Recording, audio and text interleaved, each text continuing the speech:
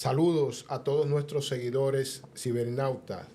Nuevamente una entrega más de su programa Análisis a la Luz del Derecho. El día de hoy tenemos un tema muy interesante y son los derechos del ciudadano ante las actuaciones coercitivas de las autoridades. Muy buenas tardes, doctor Miguel Rí, y a los amigos oyentes de esta plataforma de avance provincial y su programa Análisis a la Luz del Derecho. Bueno, es un tema que tiene mucha tela por donde cortar, doctor. Los derechos del ciudadano ante las actuaciones coercitivas de las autoridades. Vamos a arrancar con la primera pregunta, licenciado Rí. Dígame qué usted quiere saber. ¿Cuáles son esas actuaciones coercitivas que realizan las autoridades y que en ciertas ocasiones ciudadanos se ven afectados de manera directa? Bien, antes de desarrollar esa pregunta es necesario contextualizarlo y de esa manera lo hacemos conceptualizando lo que es coerción. En el programa anterior nosotros agotamos el tema de lo que es la medida de coerción como instrumento procesal. Habíamos dicho que coerción significa coartar, restringir, limitar la libertad. En este caso, esas actuaciones coercitivas de las autoridades son, por ejemplo, esos operativos, los arrestos que tienden a limitar de manera temporal o de manera un poco más prolongada lo que es la libertad del ciudadano. Tenemos las detenciones que se produce a través de los operativos y tenemos los arrestos que obedecen a otro tipo de desarrollo de actividad procesal. Muy bien, muy bien, muy bien. Dentro de esa misma tesitura, sabemos, doctor, que las actuaciones que realizan las autoridades están sustentadas en el ordenamiento jurídico vigente de nuestro país, pero que se dice que la ley respecto a los derechos humanos, que usted nos aclare a los oyentes de este programa de análisis a la luz del derecho. Muy bien.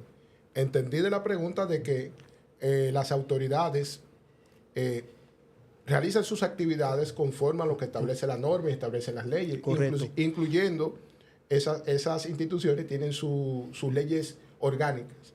Pero en lo que respecta a los derechos que de manera general atañen a toda la población respecto a las actuaciones de las autoridades, hallamos primeramente en la Constitución un tema muy interesante, y es que el constituyente le ha asignado la misión o le ha otorgado el deber a los funcionarios públicos, a aquella persona que incide dentro de la vida pública, dentro de la labor pública, en este caso la Policía Nacional, Ministerio Público, están obligados a garantizarle al ciudadano su libre ejercicio de los derechos fundamentales que están consagrados en la Constitución. Eso es lo primero. Correcto. A través del artículo 68, la Constitución obliga y hace deudores a esos poderes públicos para garantizarle los derechos a cada uno de los ciudadanos. A través del artículo 69 de la propia Constitución, fundamenta lo que es el debido proceso, que los obliga a ellos a realizar todas sus actividades conforme a lo que establece el ordenamiento jurídico y tal y como están especificados cada uno de los procedimientos. Por otro lado, la Constitución, de manera generalizada, por así hablar, en el bloque de derechos civiles y políticos, agrupa una serie de articulados y derechos que protege al ciudadano y que son interesantes, por lo menos, enumerarlo. Derecho a la vida, derecho a la dignidad humana, derecho a la libertad y seguimiento y seguridad personal, derecho a la integridad personal, derecho al libre desarrollo de la personalidad, derecho a la intimidad y al honor personal, derecho a la libertad de libre tránsito, libertad de asociación, libertad de reunión, libertad de expresión e información. Hay otras prerrogativas en la norma procesal que determinan también algunos derechos que esas autoridades deben de protegerle al ciudadano al momento de intervenirlo. Bueno, evidentemente ya ahí vemos la aseveración del doctor Ri.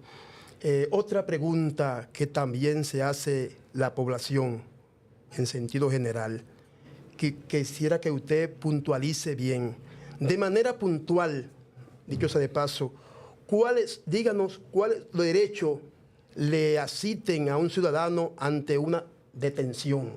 Bien, ante una detención. Uno de los primeros puntos que hay que establecer es que la detención tiene un tiempo, no es prolongada. La detención, conforme establece el artículo 178 del Código Procesal Penal, no puede prolongarse más de 6 horas. O sea, la autoridad que intervenga a una persona en detención, que lo detenga en la calle, revisándole la motocicleta, revisando vehículos, una requisa personal, no puede permanecer con él retenido, limitándole su derecho de transitar. No puede prolongarse más de 6 horas. Puede prolongarse más de 6 horas.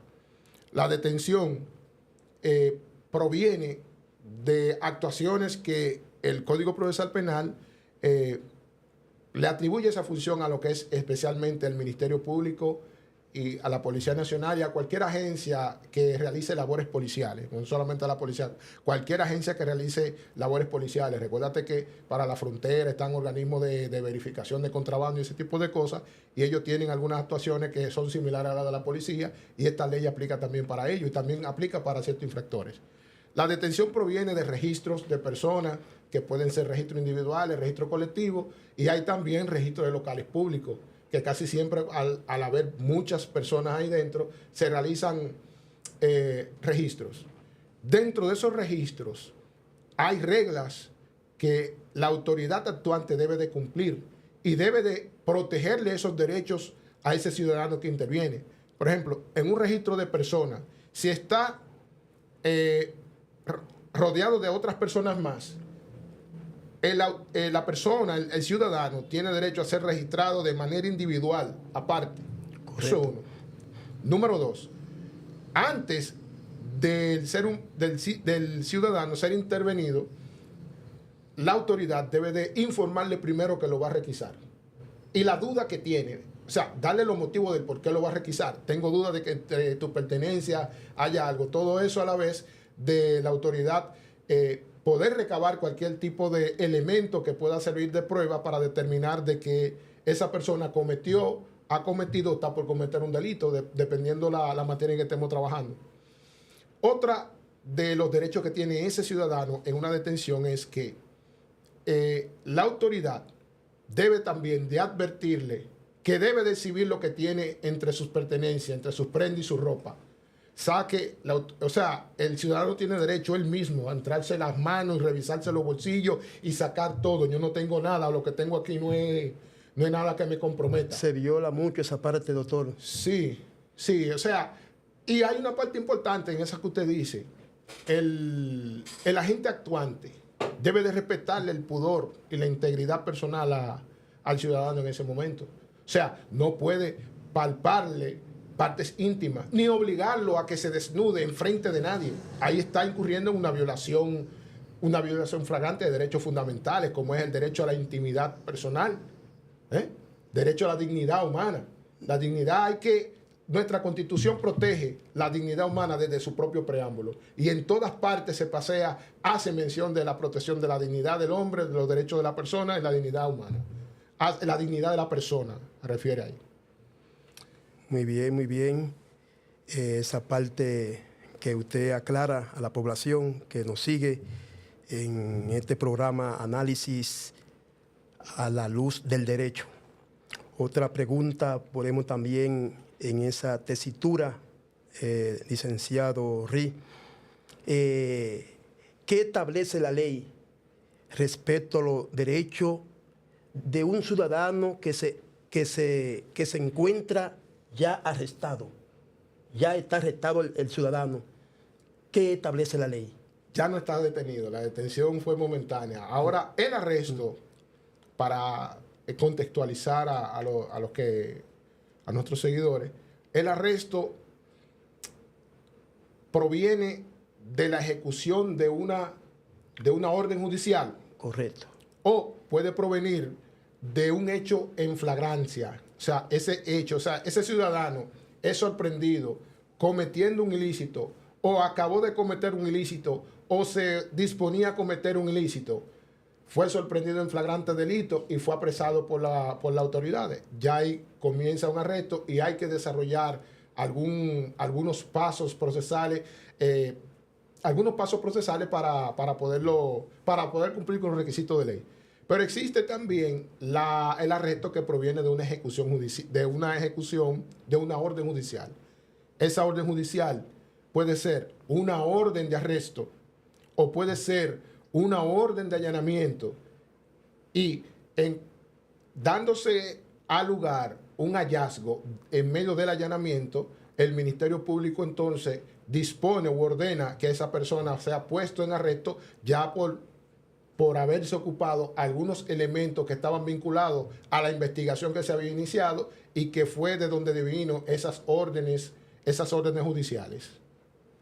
En ese contexto, existen derechos que deben de ser protegidos a ese ciudadano que está ya en condición de arrestado. ¿Cómo cuáles? Sí, hemos visto en las redes sociales donde todo el tiempo, donde a los ciudadanos que son sorprendidos cometiendo un delito, la ciudadanía cree que tiene derecho a golpearlo, maltratarlo, hasta matarlo, como han pasado en algunos casos.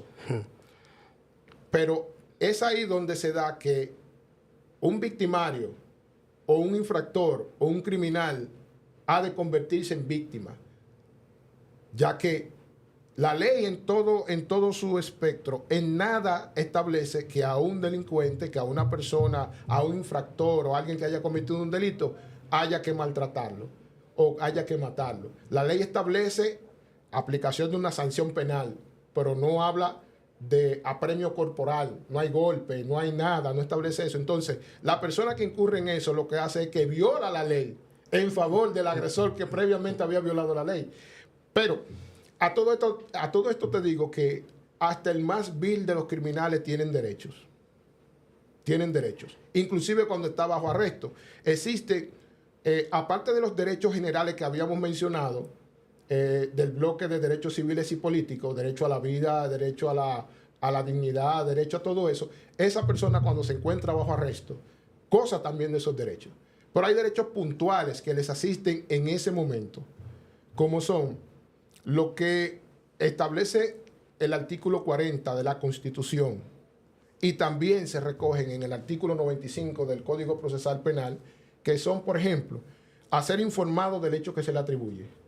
Inmediatamente la persona es arrestado, hay que decirle el por qué fue arrestado y cuál es el hecho por el cual él está siendo arrestado. Con frecuencia eso se viola, el licenciado Miguel. Simplemente se limitan a decirle, no, porque hay una orden de arresto en tu contra. Oh, ok, perfecto, tenemos aquí un acta procesal, vamos a realizar el acto procesal de apresarte, pero ¿por qué?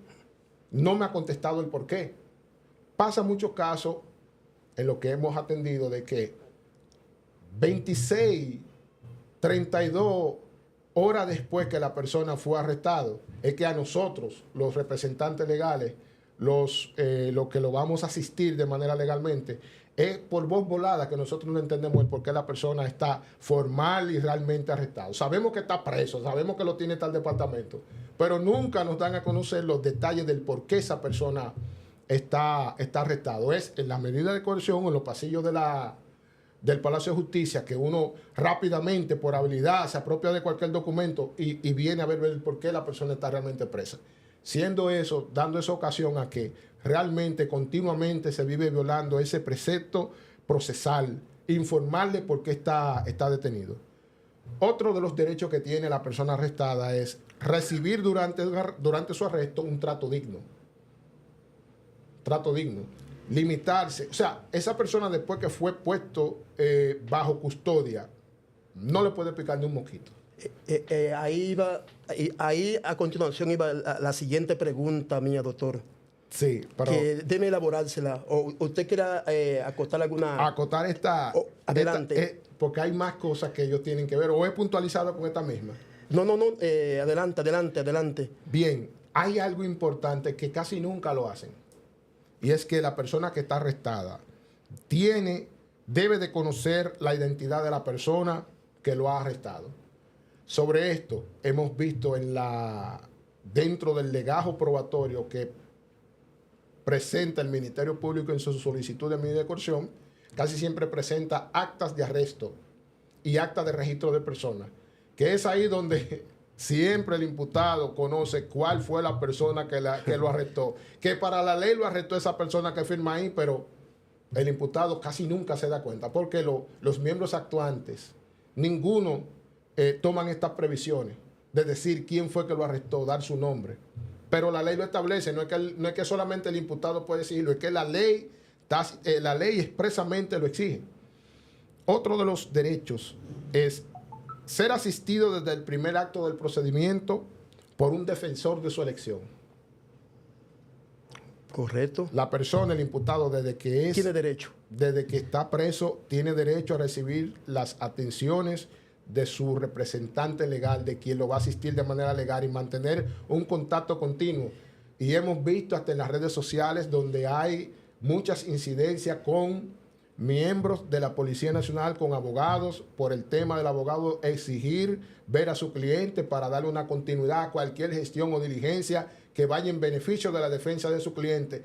Ese tipo de situaciones todo el tiempo lo hemos visto, y discusiones y hasta maltrato han habido con algunos de los profesionales, algunos colegas.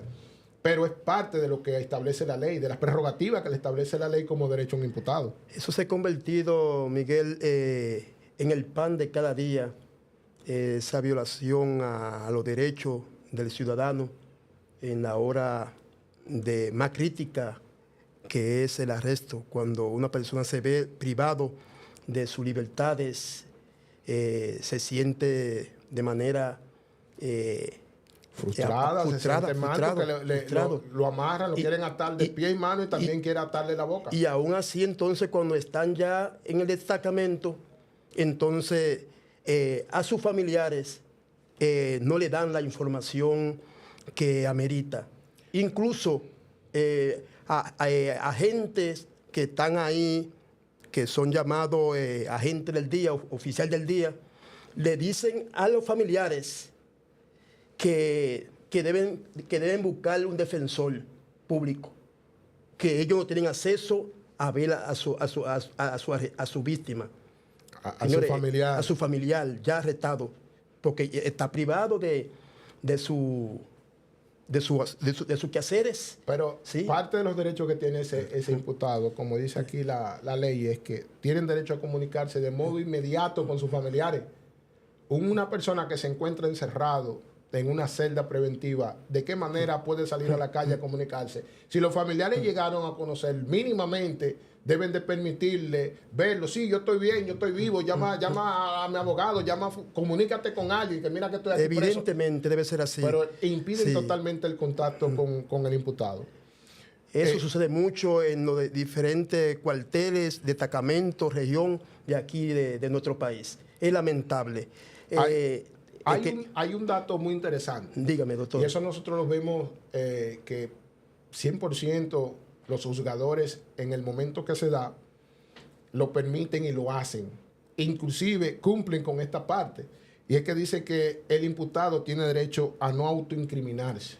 O sea, las declaraciones que él da, él no tiene que ofrecerlas si esas declaraciones le pueden hacer daño, le pueden perjudicar a su proceso.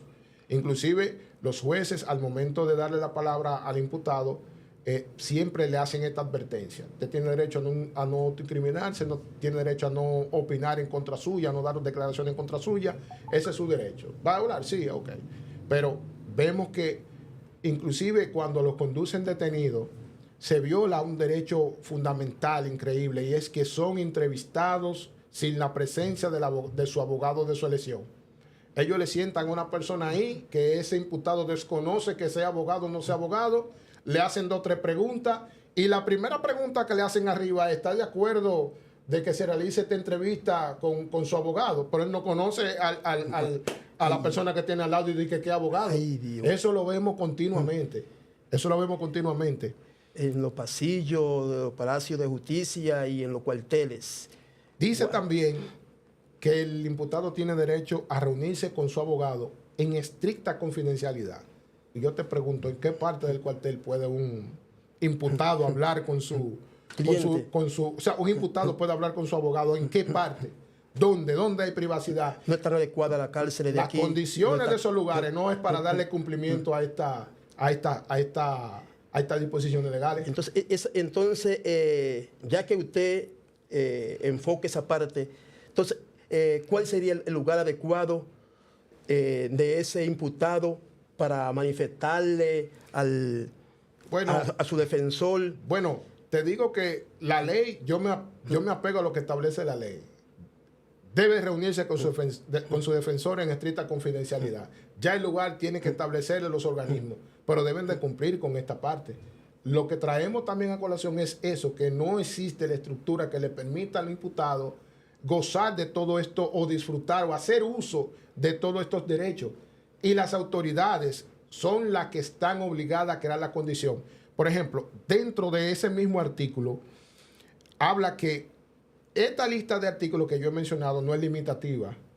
Esto establece un tantum, pero por ahí se desarrollan una serie de derechos más que hay que no están en esta lista. Y dice que el Ministerio Público, los demás funcionarios y los agentes son los encargados de hacer cumplir la ley.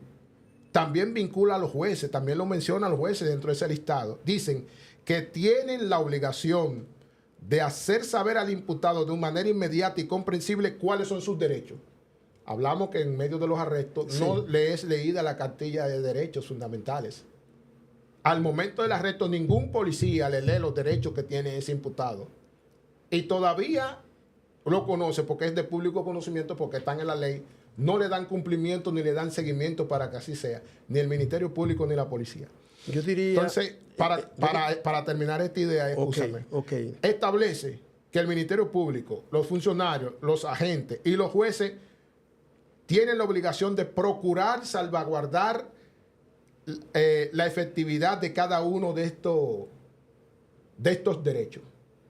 Perfecto. Ellos están obligados a salvaguardar la efectividad del disfrute de cada uno de estos derechos. Y en cierto caso no se hace. Entonces, en esa misma tesitura, por ejemplo, el juez está claro con sus funciones. Correcto. Y a veces la que lo viola el agente, entonces el agente en ese sentido le está haciendo un flaco servicio a lo que es el sistema judicial, porque debe haber sanciones, doctor, debe haber sanciones para ese agente. Ahí es que voy. Porque, porque yo he visto, yo como periodista en el área de ejercicio, yo he visto que muchos abogados llevan, dependiendo del caso, llevan al imputado y ellos van como sacando alguna información en la calle, abogado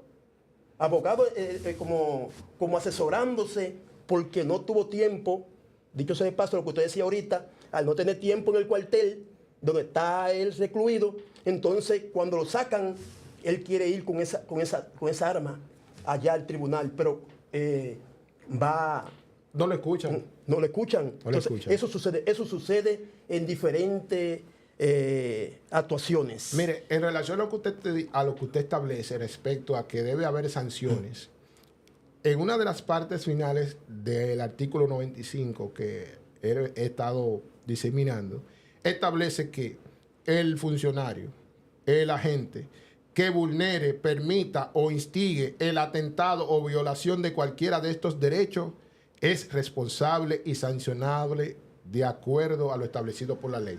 Este mismo artículo establece la advertencia de que cualquiera de ellos que violente cualquiera de estos numerales es pasible de una sanción.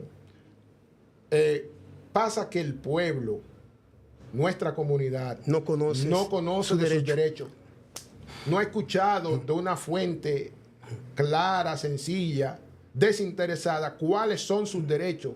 Y al no conocerlo, lo maltratan, le hacen de todo tipo de cosas y ellos pasan de todo tipo de dificultad. ¿Por qué? Porque no conocen sus derechos, no saben defenderse claramente, no saben exigir claramente qué es lo que les corresponde. Miren, en relación a ese tipo de situaciones, los departamentos que hemos mencionado tienen organismos de control, que el ciudadano se dirige a esos lugares, establece su denuncia clara y precisa con lo que pasó y de ahí se inicia una investigación, un seguimiento y ellos tomarán entonces las medidas correctivas del lugar. No hemos visto ningún agente que ha recibido esa sanción. Son cosas que se manejan internas. Y eso es... Son cosas que se manejan internas en esas instituciones. Usted sabe que hay que respetar esa parte de ahí. Eso es interno de ellos. Pero es difícil el ciudadano que no se acerque a esos órganos de control, como es asuntos internos para la policía y para el Ministerio Público, y también el tema de inspectoría. Esa gente están allá y ellos tienen su labor clara. Recibir esa denuncia, hacer una investigación, llegar a la realidad y tomar los datos correctivos, tomar los métodos correctivos. Señores oyentes, ya estamos en la recta final de su programa Análisis a la Luz del Derecho. Ya no antes de decirle la última pregunta. No, antes de entrar a esa pregunta, vamos a sembrar esta parte de aquí. Adelante, licenciado. Hablamos de la sanción hacia los agentes que permiten, instigan que se viole cualquiera de estos preceptos procesales. Pero hay un tema muy interesante que ojalá los estudiantes de Derecho, los abogados recién entrados en práctica, puedan escuchar y entendernos. En esta parte establece, literalmente, y cito, son nulos los actos realizados en violación de estos derechos y los que sean su consecuencia. Aquí está marcando... Aquí no estamos refiriendo ahí. ¿A qué nos estamos refiriendo ahí? Dentro del proceso penal, dentro del proceso penal que enfrenta ese imputado,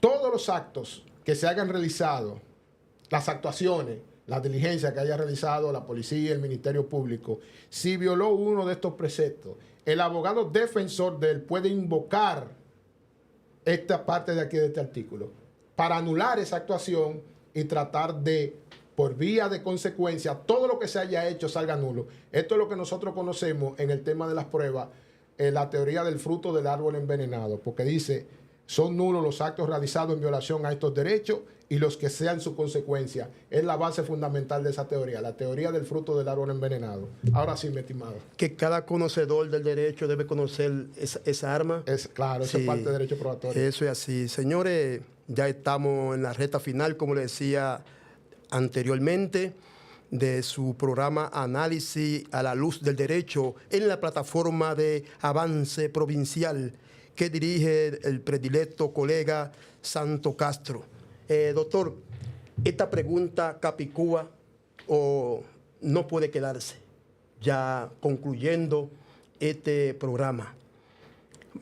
Maestro, en las redes sociales, por doquier, aparece videos colgados de ciudadanos arrestados por agentes policiales por algún hecho, siendo trasladado de un lugar a otro, un sitio, inclusive hasta fotos le toman a ese ciudadano. ¿Esa actuación es correcta o es que las autoridades correspondientes se hacen de la vista gorda? Háblenos brevemente ya de esa parte. Sí. Mire, el numeral 8 del artículo 95 del Código Procesal Penal establece precisa y estrictamente que el imputado, ya la persona está arrestada, ya se le está señalando de manera primaria la comisión de algún hecho, haber participado, por lo tanto ya se convierte en imputado, que el imputado tiene derecho a no ser presentado ante los medios de comunicación o ante la comunidad en forma que dañe su reputación o lo exponga a peligro. es preciso y claro este precepto.